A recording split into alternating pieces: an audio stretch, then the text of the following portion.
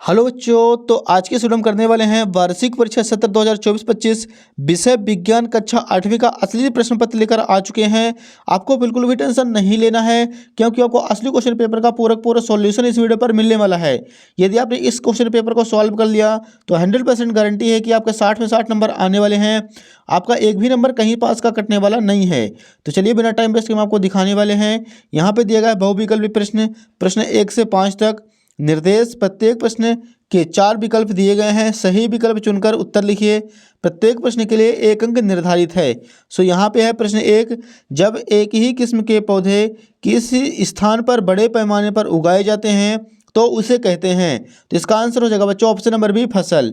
प्रश्न 2 है, मोमबत्ती की ज्वाला में सबसे गर्म भाग कौन सा है? इसका आंसर हो जाएगा ऑप्शन नंबर ए, वाह क्षेत्र। प्रश्न 3 है, जैव विविधता के संरक्षण हेतु निर्मित किए गए हैं। इसका आंसर हो जाएगा बच्चों ऑप्शन नंबर सी, वन्य जंतु अभ्यारण्य। प्रश्न 4, लोहे को जंग से बचाने के लिए उस पर किस धातु की परत चढ़ाई जाती है? इसका आंसर हो जाएगा बच्चों ऑप्शन नंबर डी, जिंक। प्रश्न 5वां देखिए, पृथ्वी की सबसे बाहरी परत को कहते हैं।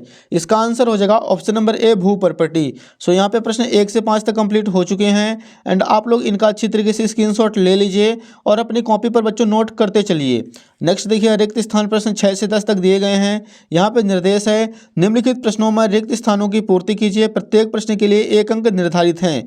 प्रश्न 6वां है, फसल काटने हेतु उपयोग में लाई जाने वाली मशीन को हार्वेस्टर कहते हैं। तो 6वें का आंसर हो जाएगा हार्वेस्टर।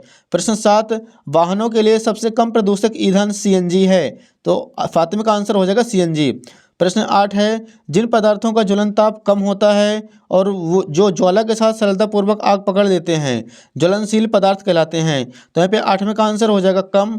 प्रश्न 9 है, किसी चालक विलयन से विद्युत धारा प्रवाहित होने पर रासायनिक अभिक्रिया होती है। तो 9वें का आंसर हो जाएगा रासायनिक। प्रश्न 10वां है, भूकंप की तीव्रता को सिस्मोमीटर पैमाने में मापा जाता है। सो 10वें का आंसर हो जाएगा सिस्मोमीटर। तो यहाँ पे अपने क्वेश्चन 6 से 10 तक कंप्लीट हो चुके हैं।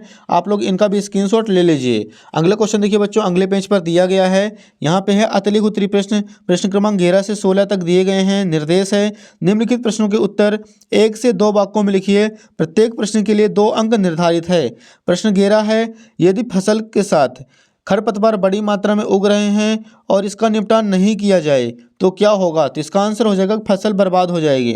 प्रश्न 12 है, जीवाश्म ईंधन से आप क्या समझते हैं? कोई 2 जीवाश्म ईंधनों के नाम लिखिए। प्रश्न 13 है, आईवीएफ का पूरा नाम क्या है? लिखिए।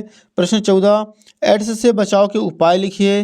प्रश्न क्रमांक 15 है, द्रव बर्तन की दीवारों पर दाब डालता है, इस कथन की पुष्टि कीजिए। प्रश्न 16 है, तड़ित से अपनी सुरक्षा के उपायों को लिखिए। तो यहाँ पे 11 से 16 तक कंप्लीट हो चुके हैं। अगला देखिए लघु उत्तरीय प्रश्न है 17 से 22 तक।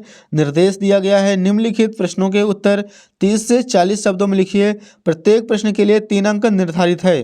प्रश्न 17 है, बंद कमरे में कोयला सिगड़ी जलाकर सोना खतरनाक क्यों होता है? कारण लिखिए। प्रश्न 18 है, जैव मंडल आरक्षित क्षेत्र क्यों बनाए गए हैं? कोई एक जैव मंडल आरक्षित क्षेत्र का नाम लिखिए।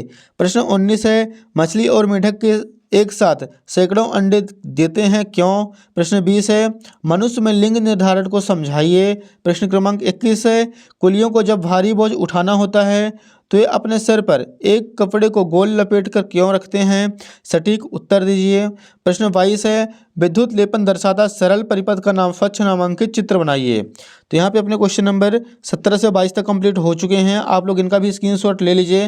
नेक्स्ट वीडियो पर आपको इनका पूरा का पूरा सॉल्यूशन प्रोवाइड करवा दिया जाएगा। दीर्घ उत्तरीय प्रश्न देखिए 23 से 26 तक दिए गए हैं। निर्देश है, निम्नलिखित प्रश्नों के उत्तर 70 से 80 शब्दों में लिखिए। प्रत्येक प्रश्न के लिए 5 अंक निर्धारित है। प्रश्न 23 है, सूक्ष्म जीव किसे कहते हैं? सूक्ष्म जीवों को कितने वर्गों में बांटा गया है? उदाहरण से समझाइए। प्रश्न 24 है, घर्षण हानिकारक है परंतु अनिवार्य क्यों है? उदाहरण देकर समझाइए।